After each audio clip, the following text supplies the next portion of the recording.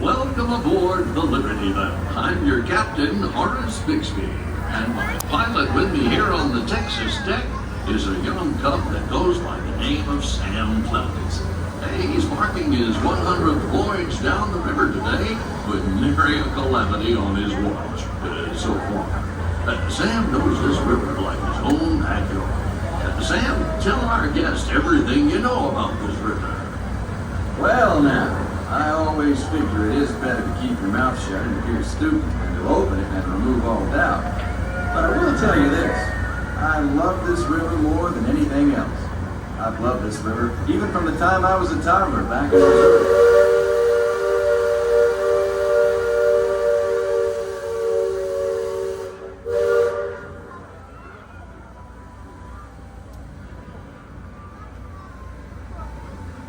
Before we get too much further out of port, I think I should mention that you best not be sitting on those handrails.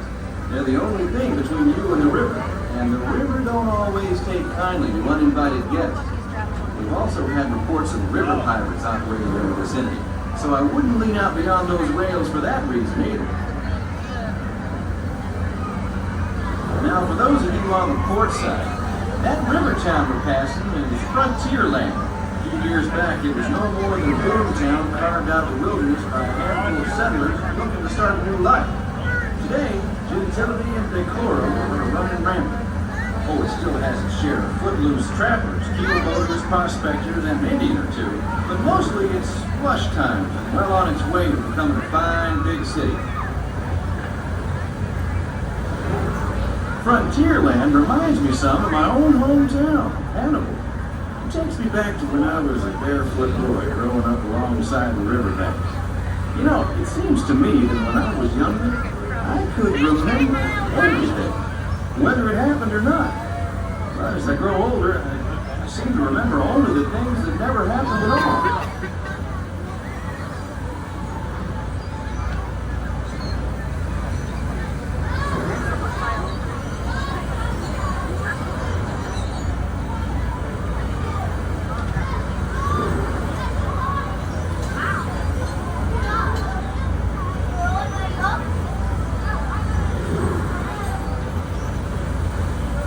That island over across the way, on the starboard side, was my stomping grounds when I was young.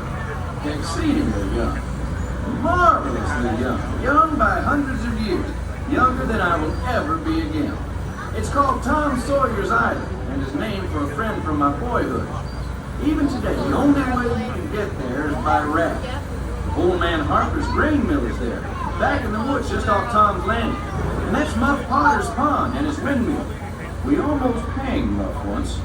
And there's Huck's Landing. I always did like Huck. He could swear just wonderful. He and Tom and I spent most of our wild and reckless youth exploring that island. Lots of caves, lots of adventure, if you know where to look. And we all knew where to look.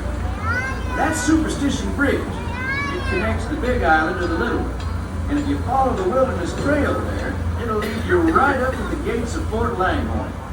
It's the last trading outpost before we head into the Indian country.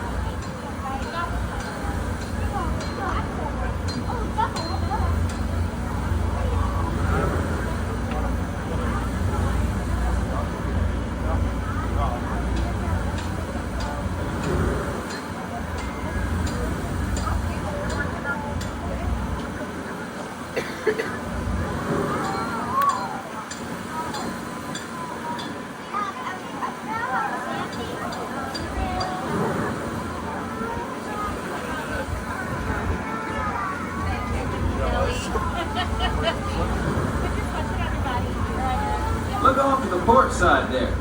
Every now and then, the water under that crest of rock comes to a natural boil and spurts out all over the place like a tea kettle left on the fire too long. The Indians around here used to tell me these geysers were actually unfriendly spirits, upset by uninvited trespassers traipsing all over their sacred hunting ground. Be that as it may, that's Big Thunder Mountain poking up in the sky over there.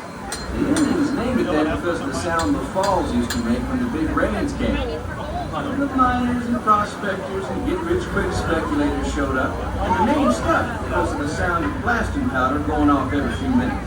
There's not so much blasting these days, it's ghost stories. A runaway mine train loaded down with simple-hearted, terror-filled folks like you.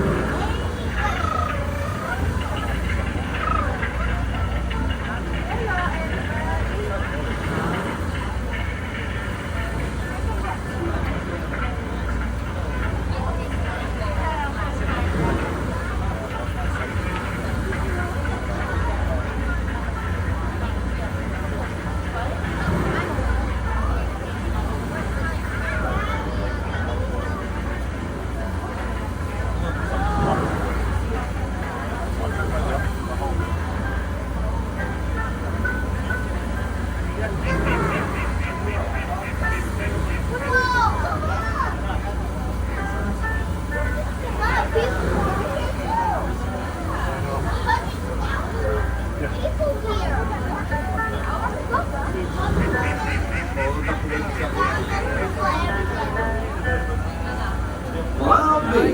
Look who's drifted out of the bayou. Off to port, Captain. It's Beacon Joe. Old Beacon's been marking this river for longer than I can remember. Every time the river cuts a new channel, Old Beacon puts out a marker to let us know whether it's safe to travel or not. However, Sam here has been bragging that if push came to shove, he can navigate the Liberty Belle on a heavy dew. Isn't that so, Sam? Well, I was born humble, Captain, but mostly it's worn off.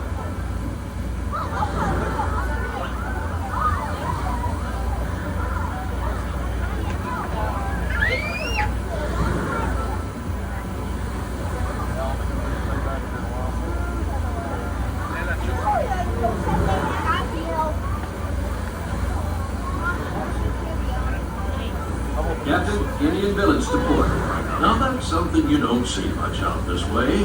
That's an Algonquin Indian village. Looks to be from the Powhatan tribe. Usually they stay further east. I've seen Seminole and Miami as far west, and of course Shoshone, Blackfeet, and Crow, but I've never seen Algonquins out here. Lots of game out this way. I've seen moose and deer and plenty of other critters along the shoreline. That could be why the Powhatans are out this far.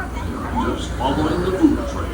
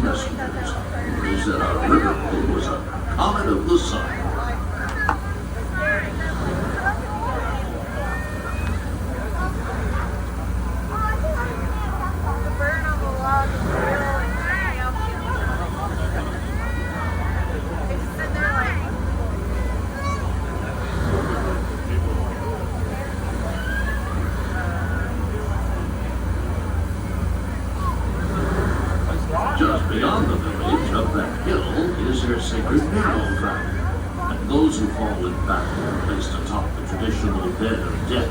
After nightfall, they'll return to mourn the great warriors who brought honor to the tribe.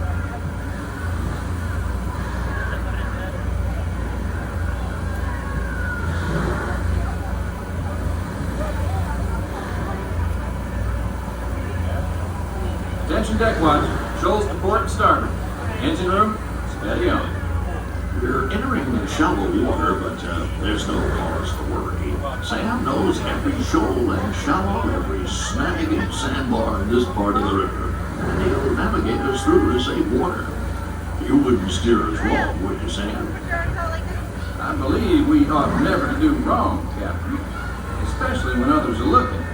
Leadsman, sing out.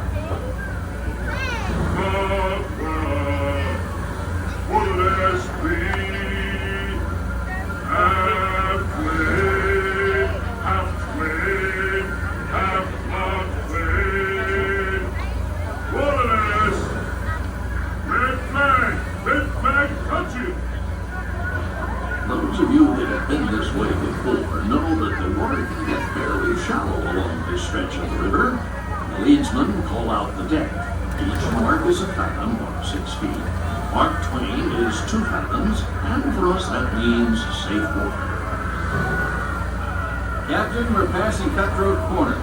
Attention deck crew, stay alert. If there's river pirates out here, this is where they'll most likely be.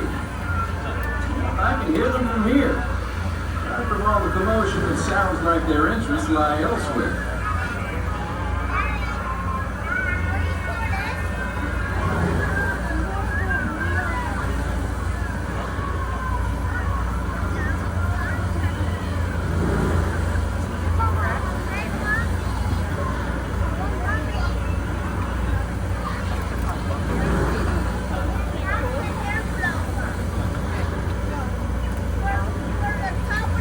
If you folks on deck look past the trees on the island, that's Fort Langhorne. Most of these old forts started out as trading posts. Then as settlers started heading west, the army came in and took them over. My feeling is, these days, there's a lot less frontier and a lot more civilization than is truly necessary.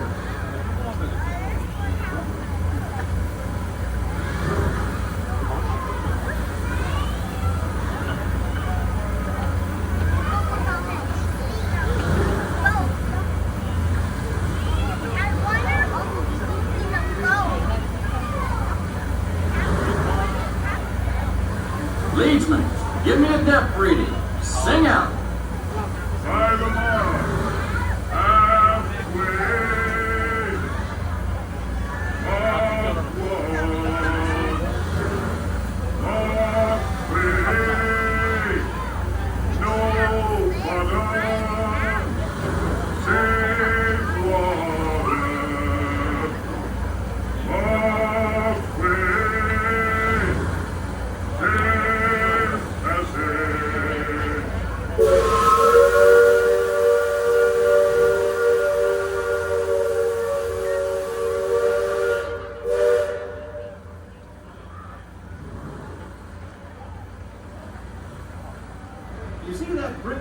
back over yonder there in the woods? I've heard folks hereabouts say it's haunted. They say it was built on sacred Indian burial grounds, so now it's filled with spirits. If you ask me, I'd say the ones telling those tales are the ones filled with spirits. If you want proof, just ask them. They got it. About 100 proof, I reckon. And whatever you do, don't strike any matches if they aim to breathe in your direction. And you won't just be seeing ghosts, you'll be joining them.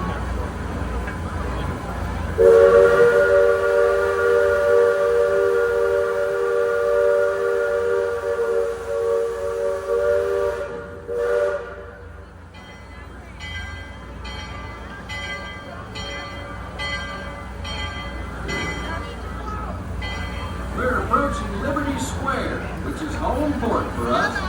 We'll be putting in the dock shortly, so those of you on the upper two decks might be in mind to collect all your parcels and head to the lower deck. You got youngins who'll want to take them in hand before they get out of hand. On behalf of the captain, myself, and the crew, thanks for flying the waterways with us, and I hope I see you next time around the river bend. Thanks, Sam, and thank you, everyone, for traveling the rivers of America with us today. Engine room. Approach levee at 1/4 steam. Man the bow line. Purser, check freight and cargo. All hands prepare to dock. All passengers, stand by to go ashore.